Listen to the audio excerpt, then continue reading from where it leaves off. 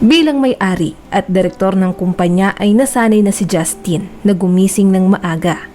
Hindi niya ugali ang malate sa trabaho, pero paminsan-minsan nagstay rin siya sa bahay para makapagpahinga ng maayos. Dating engineer ang tatay ni Justin sa isang planta ng mga sasakyan. 12 oras na nagtatrabaho mula Lunes hanggang Biyernes. Pinipili niyang mag-overtime nang sa gayon ay mas malaki ang perang maiuwi kada sweldo. Gusto niyang masiguro na maibibigay niya ang lahat ng mga pangangailangan ni Justin. Maagang naulila sa ina ang batang lalaki. 5 taong gulang pa lamang siya noon, kaya hindi niya gaanong natatandaan pa ang tungkol sa kanyang ina. Sa kabila nito ay naging masaya pa rin ang kanyang kabataan dahil na rin sa walang sawang suporta at pagmamahal na ipinaparamdam ng tatay niyang si Simon. Ito rin ang nagturo sa kanya kung papaano magsikap sa buhay ng walang inaapakang tao. At sa paglipas nga ng panahon, naging matagumpay si Justin. Hindi man ito naging ganoon kadali dahil marami siyang isinakripisyo bago marating ang tugatog ng tagumpay. Sa kasamaang palad ay hindi na nakita pa ni Simon ang lahat ng ito dahil pumanaw na siya 1 taon bago graduate sa kolehiyo si Justin. Parang gumuho ang mundo ni Justin nang malaman ang balita na ito. Hindi niya alam kung saan kukuha ng pera pang tusto sa kanyang pag-aaral. Kinailangan niyang mag-part-time job sa kung saan-saan. Pagka-graduate ay ipinatayo niya ang isang auto shop. Palagi siyang abala sa pag-aasikaso ng mga dokumento. Pinag-aralan niya ang lahat, lalo na ang pag-handle ng mga tao. Habang yung mga kaibigan niya ay pumaparty at nagta-travel kung saan-saan, si Justin naman ay patuloy na pinag-aaralan kung papaano mapapalago ang negosyo. Mabait at maunawain si Justin, lalo na sa mga empleyado. Pero minsan, kailangan niya ring sisantihin ang ilan sa mga ito, lalo na kung hindi productive. Alam niyang mahirap humanap ng kapalit at wala ring kasiguraduhan na ang taong makukuha niya ay magaling at masipag. Isang araw, habang pinag-aaralan ng negosyante ang mga reports ay napansin niyang malaki ang kakulangan sa mga tao. Mabilis din ang turnover ng mga ito. Karamihan, yung mga field workers, mga trabahador at yung ibang nasa mababang posisyon ang hindi nagtatagal sa kumpanya. Kung titingnan ay parang normal lamang ito, naisip niya rin na baka dahil mahirap ang kanilang trabaho kaya sila lumilipat sa ibang kumpanya. O kaya naman, nagpapadagdag lamang ng experience para kapag nag-apply sa iba ay mas mabilis nang matatanggap. Subalit, ang ipinagtataka ni Justin, noon lamang nangyari sa kumpanya ang ganoong problema. Maayos naman silang magpasweldo at maraming benefits ang mga regular na empleyado, lalo na yung matagal na sa serbisyo. Ang kanyang kanang kamay na si Liam ay tinanong niya rin tungkol sa bagay na ito. Pero ayon sa kanya, sa panahon ngayon, maraming tao na ang ayaw magtrabaho ng mabigat at kung meron man, nagdedemand ng mataas na sweldo. Bakit hindi natin taasan ang kanilang sweldo? Tapatan natin ang mga kalabang kumpanya.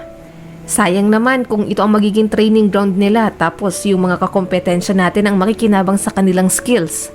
Kapag nagpatuloy pang ganito, baka sa mga susunod na taon ay wala nang mag-apply pa sa atin. Tumango-tango lamang si Liam bilang pagsang-ayon sa kanyang boss. Pero sa kabila nito ay sinabi niya rin na marami sa kanilang mga empleyado ay galing rin naman sa kalabang kumpanya. Isa pa, yung mga bagong empleyado ay nagde-demand ng mataas na sweldo kahit wala pa gaanong experience. Subalit, hindi kumbinsido si Justin. Alam niya na mayroon pang ibang dahilan pero hindi lamang sinasabi ni Liam sa kanya. Hindi mapanatag ang negosyante, kaya gusto niyang malaman ang tunay na dahilan. Pero, papaano niya iyon gagawin? Nagsimula siya sa wala kaya alam niya ang mga kalakaran sa kumpanya noong nagsisimula pa lamang ito. Pero ngayon, sa dami ng empleyado at mga branch ay hindi niya ito magawang i-monitor lahat. Nakadepende na lamang siya sa report na ibinibigay ng mga manager at ng kanyang sekretarya.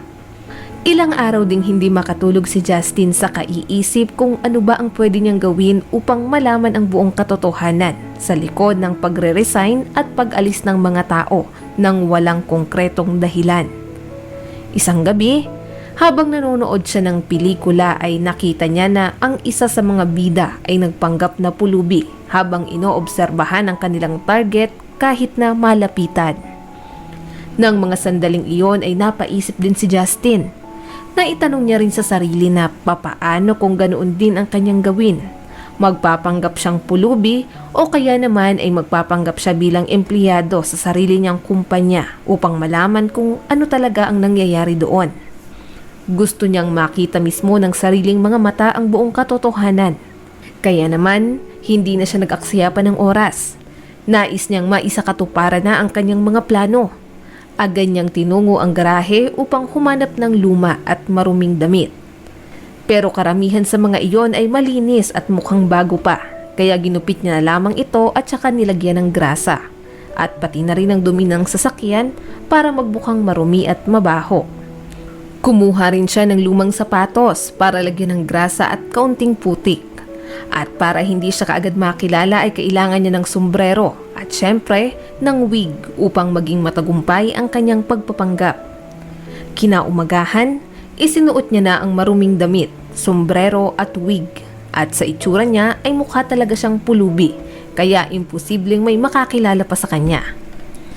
Tinawagan niya rin si Liam at ang kanyang sekretarya upang sabihin na mayroon siyang business trip kaya mawawala siya ng ilang araw.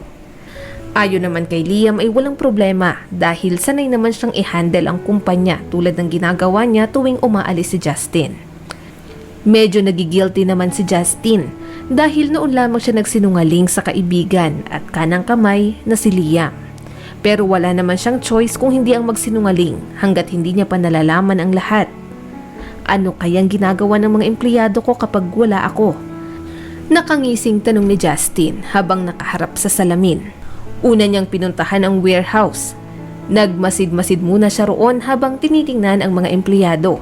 Nagtanong rin siya sa mga ito kung papaano mag-apply. Itinuro naman siya sa opisina ng HR manager.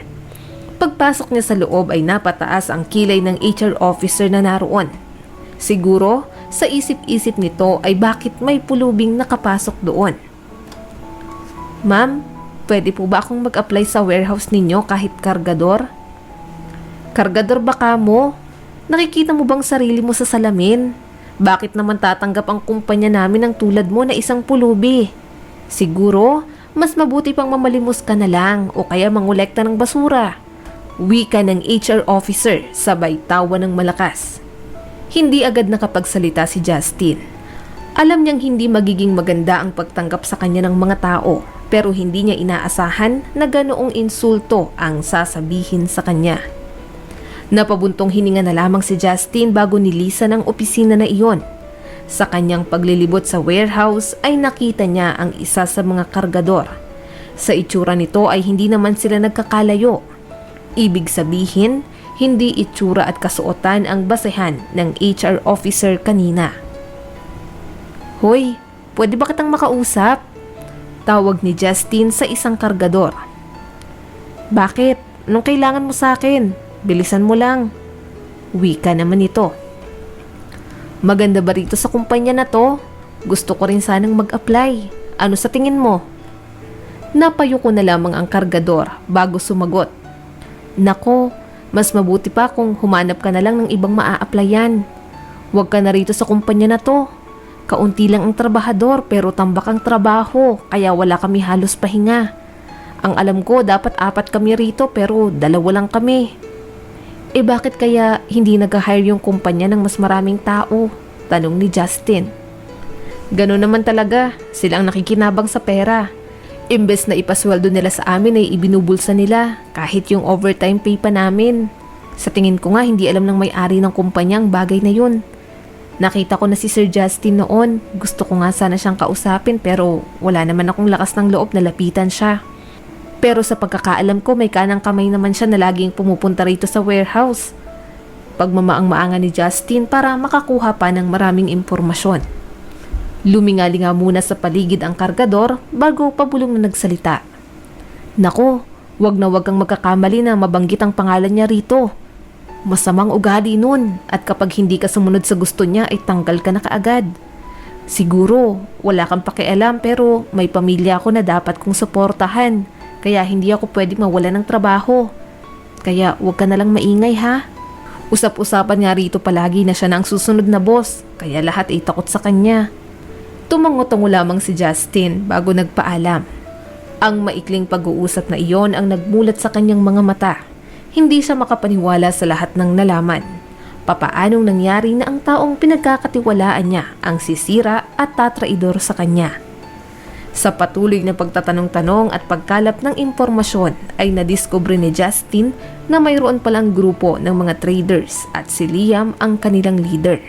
Siya rin ang nag-uutos na sisantihin ng mga tao tapos tagalan ng pagre-recruit nang sa gayon bumaba ang productivity ng kumpanya para unti-unti itong bumagsak. Bakit ginagawa ni Liam ang lahat ng ito? Hindi pa ba sapat ang sweldo at bonus na ibinibigay ko sa kanya? Siya ang aking kanang kamay sa nakalipas na 5 taon.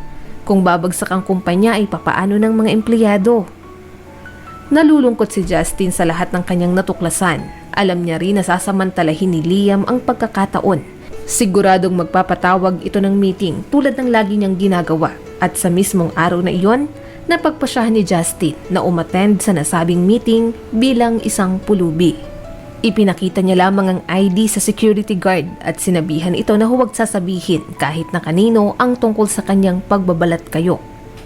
Inihatid siya nito sa meeting room kung saan nakapwesto si Liam sa upuan ni Justin. Komportable itong nakaupo habang iniisa-isa ang mga dokumento. Sa kalagitnaan ng meeting ay biglang pumasok si Justin na siya namang ikinagulat ng lahat. Nasaan ang security? Bakit may pulubing nakapasok rito? Tanong ni Liam. At sino naman ang nagsabi sa iyo na hindi ako pwede rito? Wika ni Justin habang tinatanggal ang sombrero at wig sa kanyang ulo. Sir, hindi po ba dapat nasa business trip kayo? Nauutal na wika ni Liam. Pinalabas muna ni Justin ang mga empleyadong naroon bago kinausap ang kanyang kanang kamay. Hindi pa man siya nagsasalita ay kitang-kita na ang pamumutla at pagtulo ng pawis ni Liam dahil sa sobrang kaba. Marahil ay alam niyang wala na siyang takas pa kaya napilitan siyang sabihin ang buong katotohanan. Bakit ko nagawa ang lahat ng ito? Gusto mong malaman, hindi ba? Dating magkatrabaho ang tatay natin sa planta. Magkaibigan sila ng papa ko. Pero noong na-promote yung papa mo, alam mo ba kung anong una niyang ginawa? Ginawa niya ng memo ang papa ko hanggang sa mapilitan na lamang mag-resign. Pero matagal na yon. College pa tayo noon. Pero hindi ko makakalimutan ang itsura mo, pati na ng tatay mo. Habang siya ay naglalakad, suot ang magarang damit at mamahaling relo. Ako naman ay nagkukuskus ng sahig dahil kailangan kong kumita ng pera. Dahil yung tatay ko ay nawala na ng ganang maghanap buhay. Gusto kong malaman at maramdaman mo ang lahat ng naranasan ko. Wika ni Liam. Noong mga sandaling iyon ay naunawaan ni Justin, nagalit at paghihiganti ang dahilan ni Liam kung bakit niya nagawa ang lahat ng iyon. Nagpanggap siya bilang masunuring empleyado at mabait na kaibigan. Pero kinukurakot niya pala ang pera ng kumpanya para malugi ito. Kahit masakit para sa negosyante ay sinesante niya si Liam. Naniniwala siya na ang mga traidor ay walang puwang sa kumpanya. Alam niya na kapag nanatili pa roon si Liam ay baka lalo lamang siyang malugi. Pati na rin ang mga kasabwat nito ay sinesante niya na rin. Mula nang umalis si Liam at ang mga kasabwat nito ay unti-unti na rin nanumbalik ang kumpanya sa dati.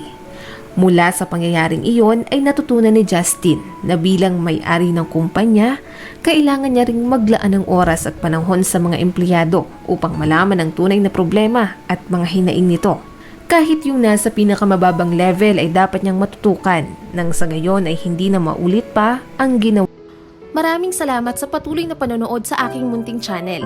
Kung nagustuhan mo ang videong ito ay huwag mong kalimutang mag-like and subscribe at pakipindot mo na rin ang notification bell para updated ka sa mga susunod nating video.